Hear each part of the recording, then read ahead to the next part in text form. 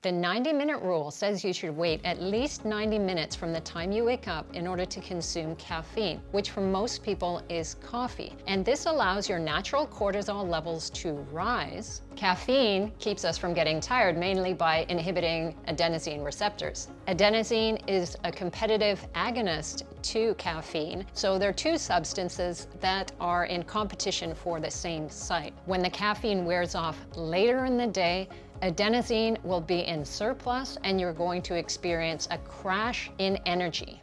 That's the theory anyway. This idea was popularized by Dr. Andrew Huberman, who everyone is talking about right now for all the wrong reasons. But I don't want to discuss any of that. I just want to go into this part of his morning routine and whether it makes sense. I couldn't find any studies assessing whether this is indeed how it happens. And it would be relatively easy to set up as scientific studies go. You have a large group of people, some of them having their coffee first thing in the morning, some of them waiting longer, seeing what their effects are, what their energy levels are, testing perhaps their energy levels later on in the day.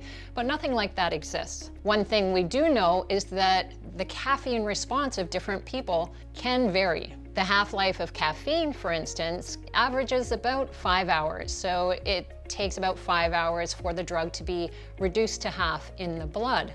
But it can vary between individuals from about 1.5 hours to 9.5 hours. So whether someone is drinking caffeine or not, there are still different responses depending on your personal genetic profile. My suggestion is always to try it out for yourself and see whether it affects how you feel. And if it does, okay, fine. But I'm seeing this going around as like a big warning to anyone drinking coffee, and I think that's misplaced. Is it possible that some people are gonna feel better if they delay having their coffee in the morning? Yeah.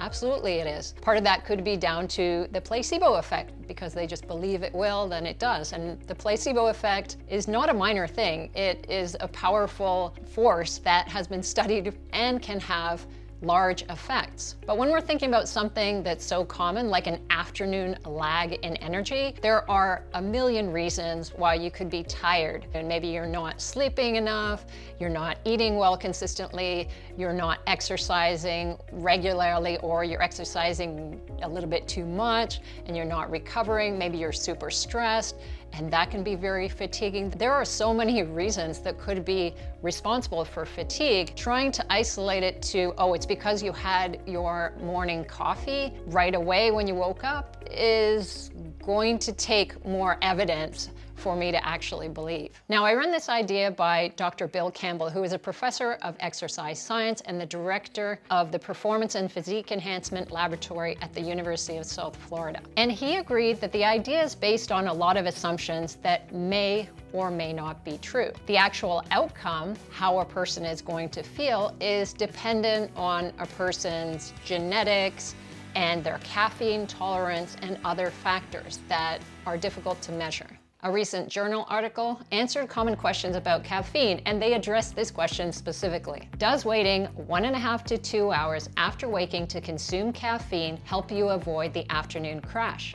In this article, they explained what we know about how cortisol and adenosine function in the body. Cortisol levels are lowest when we go to sleep, and then they start to rise again while we're sleeping, somewhere between 2 and 4 a.m., and then they peak within about an hour of waking, before going down over the course of the day again. They noted that the increase in cortisol secretion with caffeine is still going to happen even if you delay intake. And they also mentioned a major flaw in this theory, because the same effect that you get from drinking caffeine also happens when you work out with high intensity first thing in the morning. So if you're asking people to avoid caffeine, you should also tell them to avoid high intensity exercise in the morning. And that, as they said in the article, runs contrary to almost all current evidence. Now, as far as adenosine goes, there is a rapid increase in adenosine in the transition from sleep to waking, which then stabilizes across active hours. In light of this pattern, any suggestion that adenosine levels are continuing to decline upon waking demonstrates a lack of understanding of the sleep-wake cycle influence on adenosine. Ouch. Basically, they're saying if anyone's trying to convince you of this, they don't really understand how the sleep-wake cycle works at all. And of course, the grand finale, the suggestion that adenosine continues to decline upon waking is also scientifically inaccurate and not supported by research. There is also no evidence that caffeine ingestion upon waking is somehow responsible for an afternoon crash, or that delaying consumption would somehow prevent this if it did occur. Contrary to the statement that drinking caffeine first thing in the morning, as most people do, would cause an afternoon crash, there actually is evidence to suggest that daily typical caffeine intake does not result in afternoon sleepiness. So that claim seems to be completely unfounded.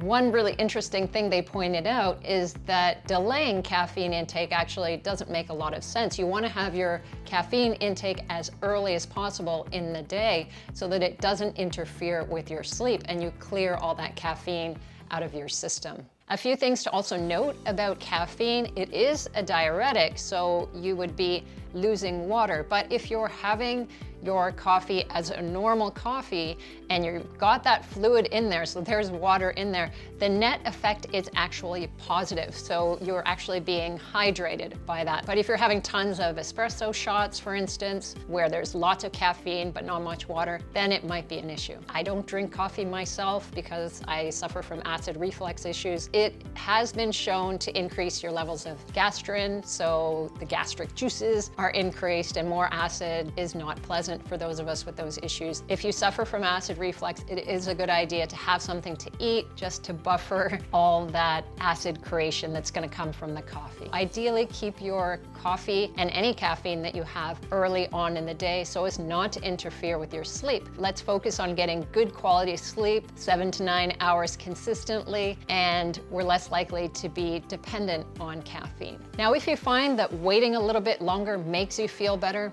great. I am all for anything that's going to improve the quality of your life. But just because it works for you doesn't mean that that same rule applies to everybody else.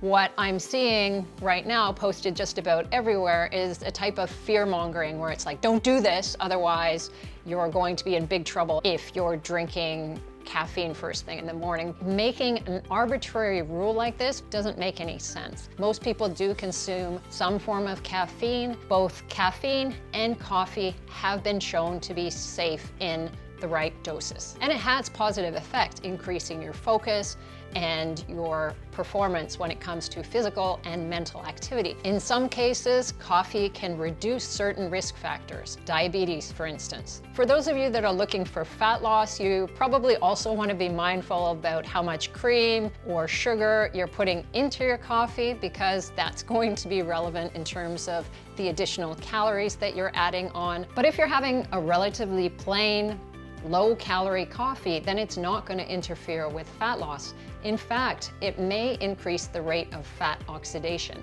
and it increases your energy levels, which means you're more likely to burn off more calories. For other ways to get fat loss results, check out this video here.